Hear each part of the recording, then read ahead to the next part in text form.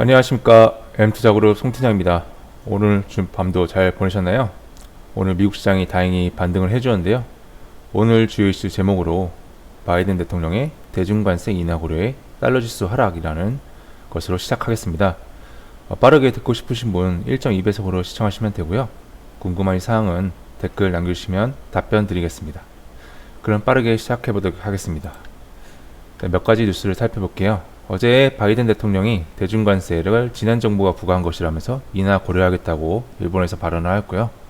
또 중국 경제를 견제를 위해서 IPF를 추구했는데 타이완 유사시에 군사 개입을 하겠다고 발언하였습니다.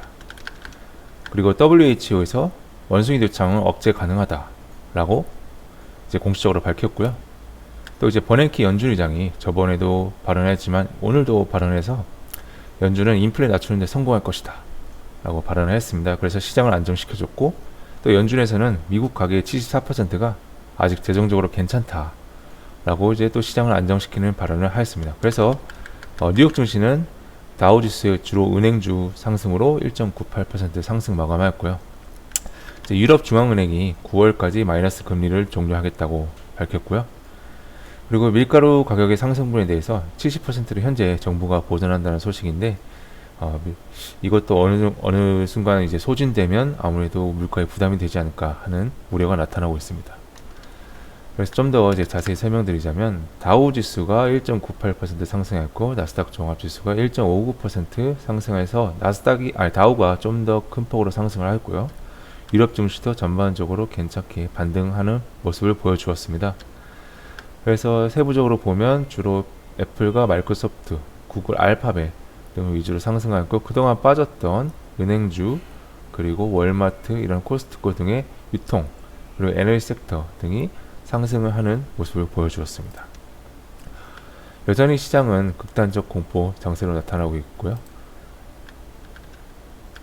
여기서 이제 봐야 될 게 달러 지수인데 마이너스 1%를 보였습니다. 그래서 이 부분은 바이든 대통령의 발언 영향이 있다고 볼 수 있겠는데요. 그래서 이러한 바이든 대통령의 발언, 대중관세에 대해 고려해보겠다고 발언했는데, 우리나라 언론에서는 철폐라는 단어를 붙여서 보냈죠. 물론 철폐라는 단어는 전혀 없었습니다. 하지만 시장에는 굉장히 중요한 발언이었다고 볼 수 있겠고요.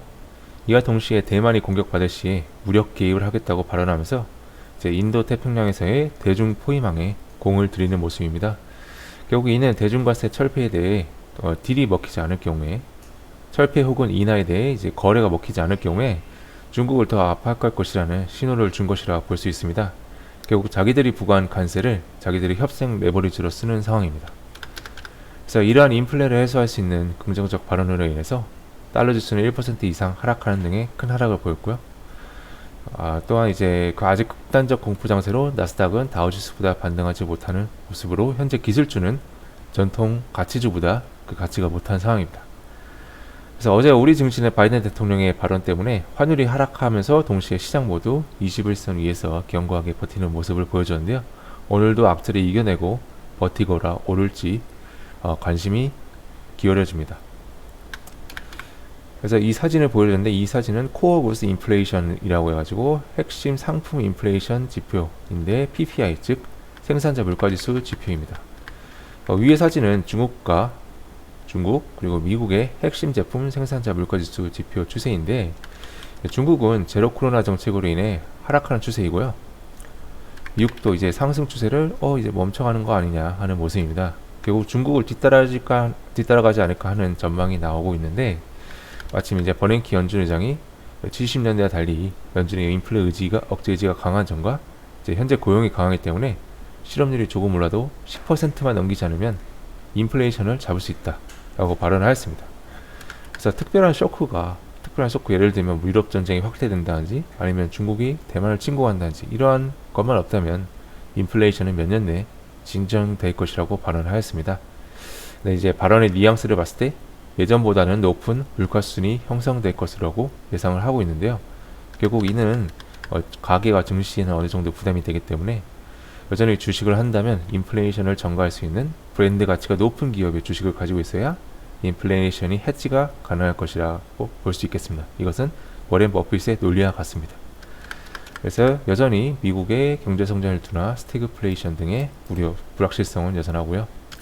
긍정적인 마인드와 예측보다는 대응, 그리고 현금이 심리를 안정시킨다는 것을 명심할 필요가 있겠습니다.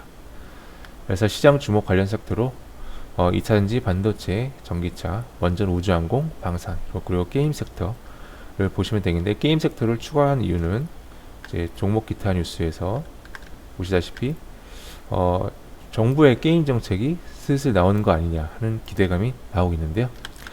2차전지의 투자, 즉 뉴스가 있는데, 삼성 SDI, 스텔란티스가 미 인디애나에 배터리 투자한다. 그리고 테슬라 상하이 공장이 오늘부터 정상화된다. LNF가 대구에 5천억 신공장을 계획하고 있다.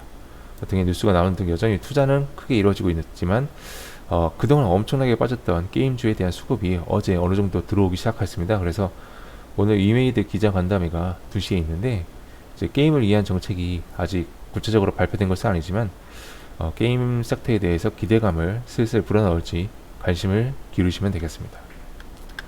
그래서 오늘의 일정으로는 바이든 대통령이 쿼드 정상회의 개최할 예정이고요. 미국의 4월 신규 주택 매매 발표할 예정입니다. 그리고 미국 조지아주 중간선거 예비 선거일이 발표될 예정, 이제 시작이 되는데, 현대차, 기아, 구형테크 등의 전기차, 그 다음에 전기차 부품 주를 위주로 보시면 되겠고, 다보스 포럼에서 이제 젤렌스키 대통령이 재건에 대한 계획을 발표했죠. 그래서 재건주가 일시적으로 오늘 또 시세를 보여줄지 관심을 기울이시면 되겠습니다. 그리고 내일의 일정입니다. 엔비디아가 실적 발표될 예정인데, 엔비디아가 실적이 하향 조정되고 있어서 엔비디아를 가지고 계신 분들은 인내를 하시길 권하고요. 또 미국의 FOMC 의사록 공개가 예정이 되어 있어서 어떤 내용이 발표가 될지 관심을 기울이시면 되겠습니다. 네, 자세한 기사 내용과 이제 자료를 보고 싶으신 분은 아래 칼럼 주소를 넣어 둘 테니까요. 그 주소를 확인해 주시면 되고요. 궁금한 사항 있으면 댓글 꼭 남겨주시면 답변 드리겠습니다. 그럼 오늘도 성공 투자하시길 바라겠습니다. 감사합니다.